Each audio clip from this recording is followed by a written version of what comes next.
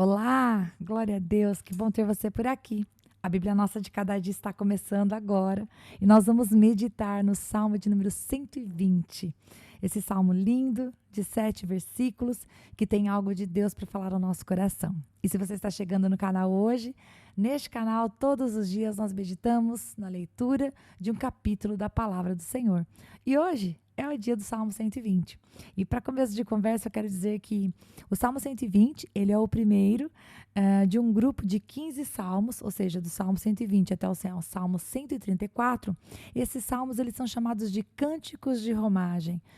Consultando a obra de Derek Kidner, consultando a Bíblia de Estudos, Russell Shedd, o que eles têm a dizer sobre isso é que estes salmos, eles eram usados para ser cantados. Eles eram cantados quando os servos do Senhor iam em peregrinação até o templo em Jerusalém para suas festas. Então, nós estamos falando de festas, por exemplo, como a festa dos tabernáculos, como a festa da Páscoa, como a festa de Pentecostes. Essas eram as canções que os servos do Senhor cantavam enquanto se dirigiam ao templo. Não sabemos quem é o autor, porque o Salmo não nos diz, né? Não temos uma introdução aqui que nos afirma quem é o autor.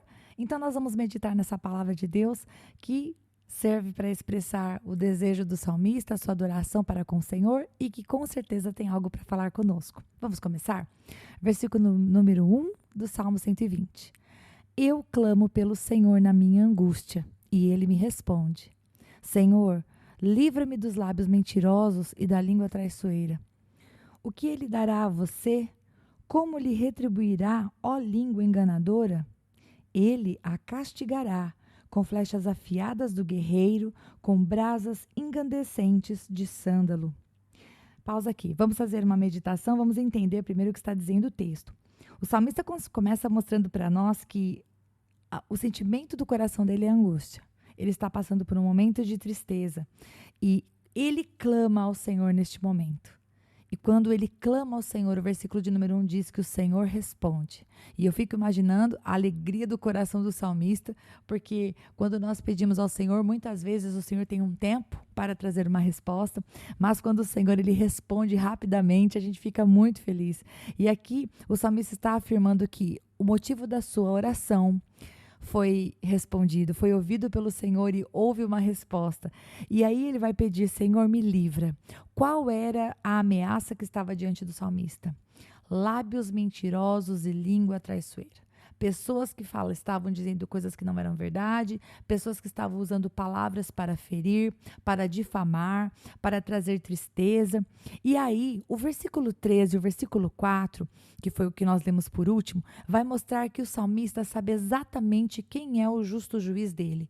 Quem é que traz a paga de todo o mal que estava sendo feito contra ele. Ele vai dizer, o Senhor vai retribuir. E o que é que ele vai fazer?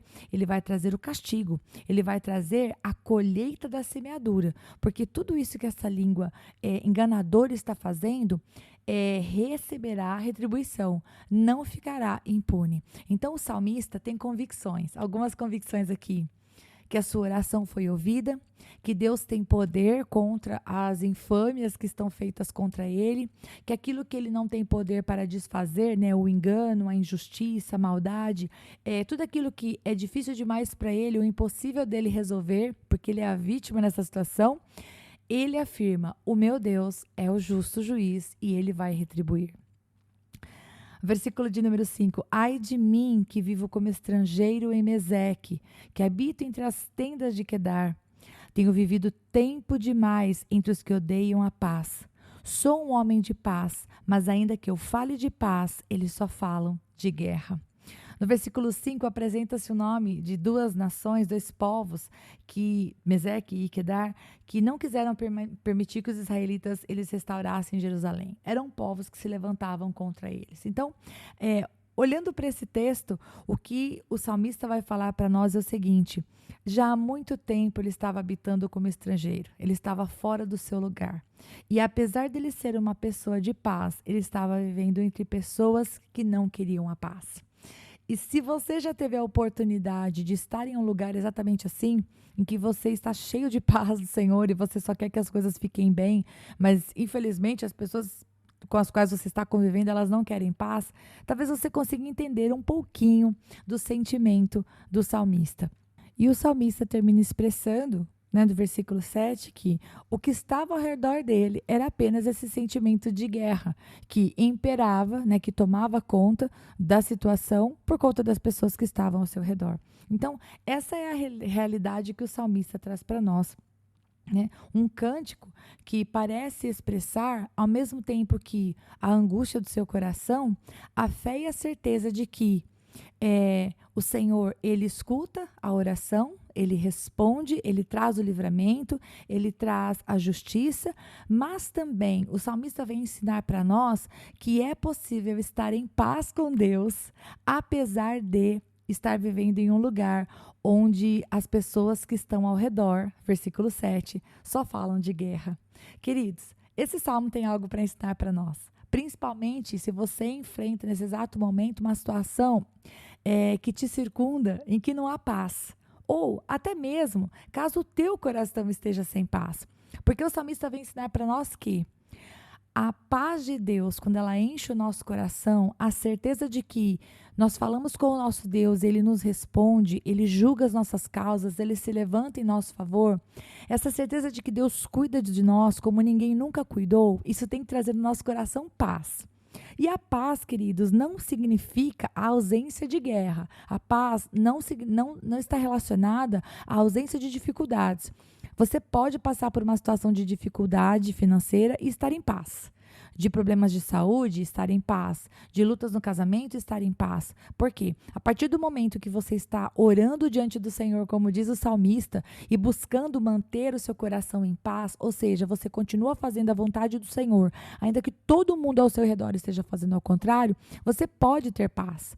E se você já passou pela situação de ser a única pessoa fazendo as coisas do jeito de Deus, em um lugar em que todos querem guerra, muitas vezes pode vir uma acusação na sua mente do tipo assim, poxa vida, eu acho que eu sou bobo, né? Tá todo mundo aqui tirando vantagem da situação, tá todo mundo aqui se beneficiando, fazendo as coisas de maneira enganosa, só eu aqui que sou o bobão que tô fazendo as coisas do jeito certo.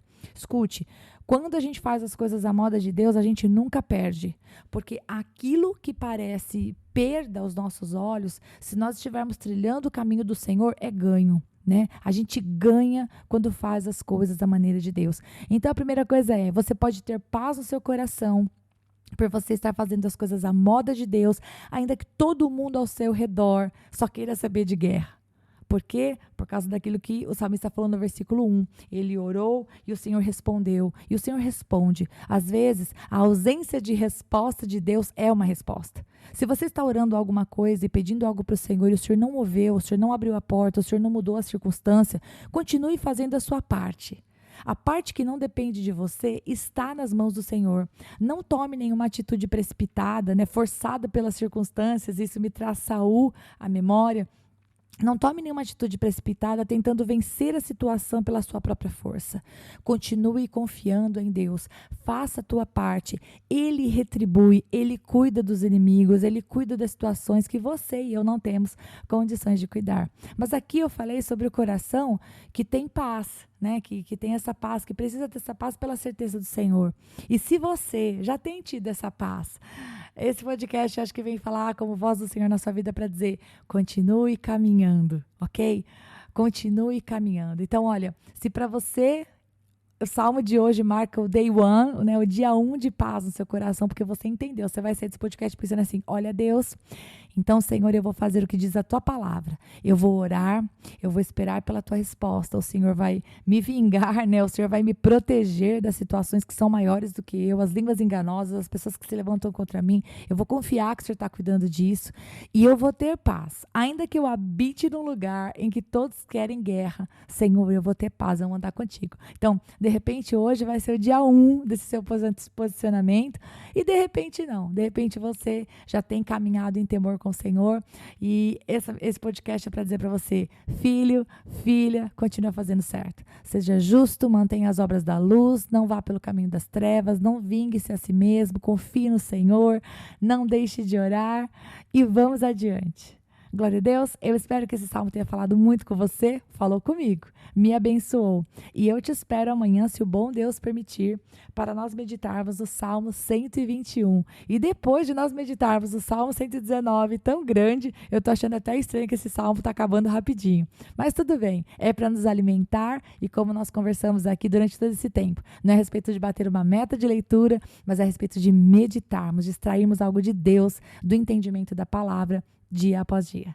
Deus abençoe. Até amanhã, se Deus quiser.